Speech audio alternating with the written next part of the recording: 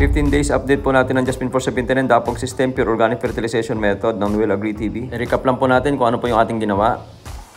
Ito nga po ay Dapog System ng Noel Agri TV na merong plant booster, merong Everlast Organic Fertilizer. Matipid lang po ang binhi at ang pagtatanim nga po natin ito ay as much as possible isa-isa, kung hindi maiwasan dalawa. Halos hindi mo makita yung palay dyan sa tinaniman, no? So kasama pa nga yung ate ko sa nagtanim dyan. So after ng tanim, halos hindi mo mapansin na mayroong tanim, di ba? Mapapansin niyo po ba yung tanim? Halos hindi mo makita eh.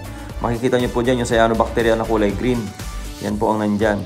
At in-spray na po agad natin to ng tinatawag na pre-emergent herbicide. Ang ginamit po natin dito si Butachlor na Machete 600 EC.